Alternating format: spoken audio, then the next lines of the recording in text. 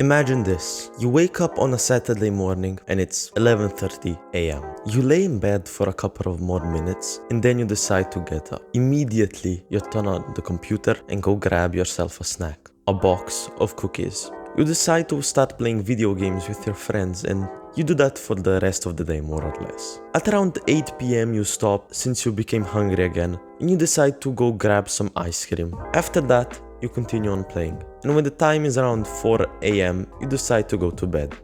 Based on the person you are, it depends how you feel about the situation I just described to you. This experience could sound really great and fun for you. Maybe more or less all of your days look like this, so you don't really care. But if you're anything like me, this doesn't sound too fun. A couple of days ago, I fell off self-improvement a bit for about a day. Basically, I did nothing productive and spent most of my day on Instagram or something. And that day, before I went to bed, I felt absolutely horrible because my average day is way more productive and I know what I'm capable of. The truth is, self-improvement can be bad for you, but only if you let it be. If you're just a consumer, for example, you'll consume a lot of information on how to better your life and come across a lot of people who use this information and became really successful.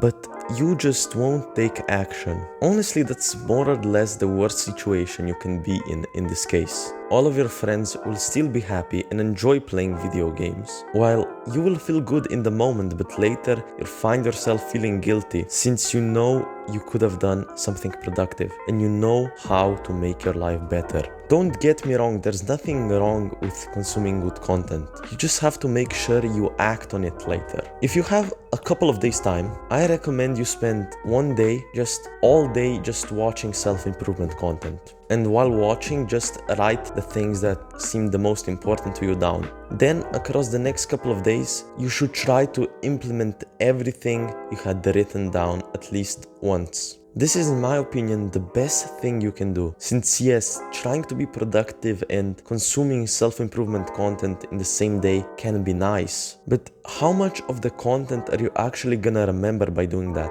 Just by randomly watching a video because you got tired or something? Probably not as much as you could have. An issue that you may have is that you really do want to take action, but you just can't. You know that feeling when late at night you might get super motivated and then in the morning you just become distracted again and you won't do anything. You wanted to do something but you simply couldn't. Well, if that's the case, I've been there as well. The thing that really helped me and boosted my productivity probably like by 1,000 is really simple actually. I just schedule out my whole day the day before. It doesn't have to be super detailed, but the important thing is you have to have it. I wanted to show mine, but then I remembered I have it on my phone and I'm recording with my phone. So here it is. And yeah, I also set it as my wallpaper, so every time I unlock my phone, I get reminded of what I have to do next. It might be a bit tricky at first since you don't know how long certain activities are gonna take, and then one day you accidentally won't read because lunch took 30 minutes more than you expected it to take.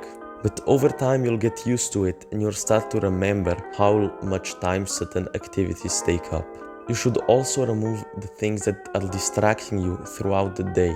Maybe just don't sleep with your phone on your bedside table and put it in another room, for example. Every small change helps.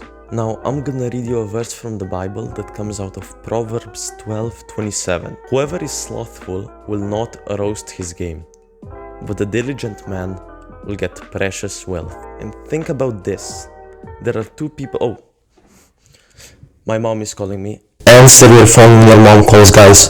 Do it. And think about this. There are two people in a house at the bottom of the mountain. One person wants to climb the mountain.